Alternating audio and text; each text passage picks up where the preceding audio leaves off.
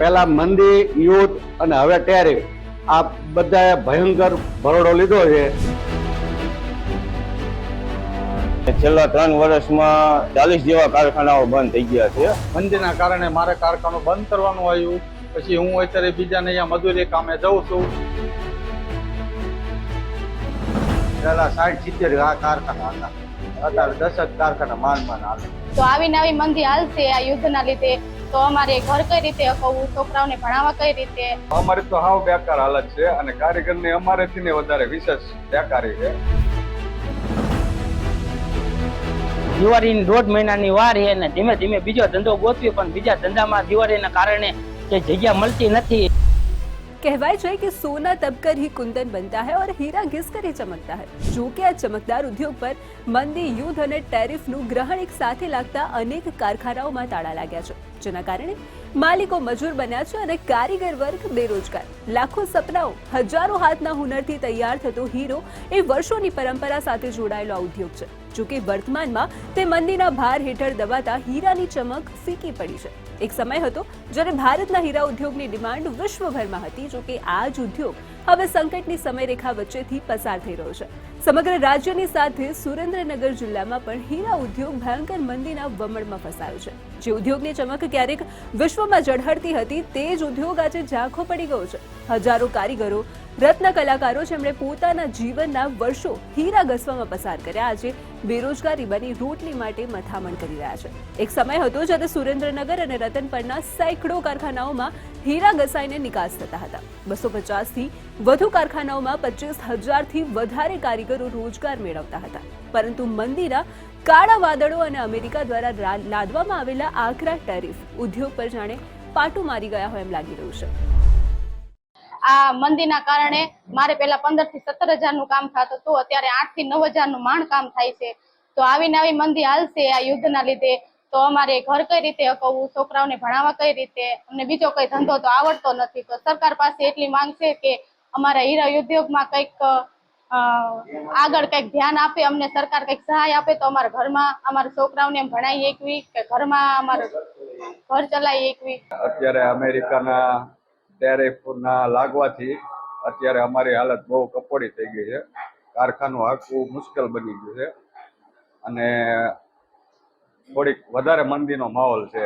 અત્યારે તો કારીગરની તો અમારી તો હાવ બેકાર હાલત છે અને કારીગરની અમારેથી ને વધારે વિશેષ બેકારી છે. એમને તો બિચારાનો છોકરા ભણાવવા, ઘર હાંકવું, ગેસનો બાટલાને અત્યારે 1,200 રૂપિયા છે. હીરો ઘસાઈને ચમકે છે, પણ આજે ઘસારા પછી પણ હીરા ઉદ્યોગની ચમક ધૂંધળી પડી ગઈ છે. સુરેન્દ્રનગરના વેપારીઓનું કહેવું છે કે નિકાસમાં 60% ઘટાડો થયો છે, જેના કારણે કારખાનાઓ બંધ થઈ ગયા છે. જે કારીગરોની આવક રોજના 800થી હજારો કમાઈ લેતા હતા, તેઓ માત્ર 200થી 300 રૂપિયા જ કમાઈ રહ્યા છે. આમ જે કારીગરોની આવક મહિને 30,000 હતી, તેઓ 10થી 12,000 રૂપિયામાં પરિવારનું ગુજરાન ચલાવી રહ્યા છે. આ પરિસ્થિતિમાં પરિવારનું ગુજરાન ચલાવવું મુશ્કેલ છે અને સંતાનોને અભ્યાસ કરાવવો તો દૂરની વાત બની ગઈ છે. પેલા 20,000નું કામ થતું, અત્યારે 10,000 રૂપિયાનું માન. તકલીફ તો બહુ પડે છે. એમાં એક તો છોકરાઓ એમને ભણાવવાનું એમાં પૂરું પોગાય નહીં, ફ્રી ન ભરી હતી. પેલા 60-70 આ કારખાના હતા, અત્યારે 10 કારખાના માન હાલે. અત્યારે બહુ ભયંકર મંદી છે. પહેલા મારે 8 થી 10 ઘંટી હાલતી હતી, 50 થી 60 કારીગરો, વર્કરો કામ કરતા હતા અને અત્યારે ઓછી થતા આ મંદીના કારણે 3 ઘંટી ચાલે છે, તો 15 થી 20 મજૂરો જ છે અને એમને પૂરતું કામ મળતું નથી. અને પહેલા મંદી, યુદ્ધ અને હવે ટેરિફ, આ બધાએ ભયંકર ભરોડો લીધો છે, જેથી કરીને અમે બહુ તકલીફમાં છીએ. વાત માત્ર આટલા સુધી સીમિત નથી. સ્થિતિ તો એવી પણ છે કે અગાઉ જે ઉદ્યોગકારો પોતાના કારખાનાના માલિક હતા, તેઓ પણ આજે કારીગર બનીને પોતાના હાથથી હીરા ઘસતા નજરે પડે છે. અને અનેક કારીગરો જેમણે જીવનભર હીરા જ ઘસ્યા છે, તેમને બીજું કોઈ કામ ન ફાવતા તેઓ રસ્તે ભટકીને પોતાનું ભવિષ્ય રસ્તા પર જ જોઈ રહ્યા છે. હું 10 ઘંટે હાંકતો તો 50-60 કારીગર મારી નીચે કામ કરતા હતા. મંદીના કારણે મારે કારખાનું બંધ કરવાનું આવ્યું. પછી હું અત્યારે બીજાને અહીંયા મજૂરી કામે જાઉં છું. મજૂરી કામ મળતું નથી. માન સંબંધના કારણે બેવરાયા છે. પહેલા ઘણા કારખાના હાલતા હતા, અત્યારે ઘટીને ઘણા ઓછા થઈ ગયા છે. 25 વર્ષથી હીરા ઘસું છું અને આ મંદીના કારણે અત્યારે પહેલા જેવું કામ નથી થતું. પહેલા 700-800 રૂપિયાનું કામ થતું હતું એને 300-400 નું તો માન થાય છે.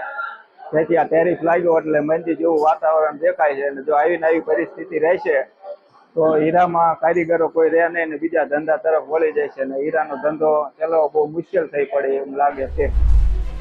મહત્વનું છે કે સુરત ભાવનગરની જેમ સુરેન્દ્રનગર પણ ક્યારેક હીરાના તેજથી ઝળહળતું હતું, પરંતુ હવે હાલત એટલી બધી કફોડી છે કે જો આવી જ સ્થિતિ રહી તો સુરેન્દ્રનગર અને ઝાલાવાડનો હીરા ઉદ્યોગ ઇતિહાસ બની જશે અને હજારો પરિવારનું ભવિષ્ય અંધકારમાં ખોવાઈ જશે. છેલ્લા 15 વર્ષથી હીરામાં હું, પણ અત્યારે મંદીના કારણે હીરાના કારખાના ધીમે ધીમે છે ને સુરેન્દ્રનગર રતનપરમાં કેટલા બંધ થઈ ગયા છે. અત્યારે હું હાવ ઘરે ને ઘરે નવરો બેવું ને દિવાળીની 1.5 મહિનાની વાર છે ને ધીમે ધીમે બીજો ધંધો ગોતવી, પણ બીજા ધંધામાં દિવાળીના કારણે જે જગ્યા મળતી નથી ને હીરામાં ફૂલ મંદી છે. અને કારીગરો દિન પ્રતિદિન આ વધતી ગયેલી મોંઘવારી છે એની અંદર કારીગરોને બિચારાને કેટલું પણ ઘર ચલાવવા માટે પણ મુશ્કેલી પડી રહી છે. અને કારીગર દિવસે મોંઘવારી વધે પણ માણસના કારીગરને જે જરૂરિયાત છે એમાં દિવસે દિવસે માઇનસ આવે છે. એટલે કારીગરને વેતન વધે એવો કોઈ પ્રયત્ન સરકાર કરે અથવા કોઈ એવી કંપનીઓ કરે તો કારીગર હચવાઈ જાય અને મોંઘવારીમાં કારીગર બચી શકે એવું છે. છેલ્લા 20 વર્ષથી અહીં રતનપુરમાં હીરાનું કારખાનું ચલાવું છું, પણ અત્યારે હાલ ખૂબ જ મંદી ચાલી રહી છે અને ઉપર 50% ટેરિફના હિસાબે હીરાની માંગ ઘટી છે. એના હિસાબે અમને બહુ અહીંયા રતનપુરમાં અસર પડી છે અને છેલ્લા 3 વર્ષમાં 40 જેવા કારખાનાઓ બંધ થઈ ગયા છે. આમ હિંમત હારતા હીરા ઉદ્યોગની આ કડવી વાસ્તવિકતા છે. હીરાના ઝગમગાટની પાછળ છુપાયેલી આ અંધારી સત્ય કથા છે, કારણ કે રોટલી રોજગારી માટે રાત દિવસ હીરા ઘસતા કારીગરોના ચહેરા પર આજે ચમક નહીં, ચિંતા દેખાઈ રહી છે. ત્યારે સવાલ એ છે કે શું ફરી ચમકશે હીરા ઉદ્યોગની કિસ્મત?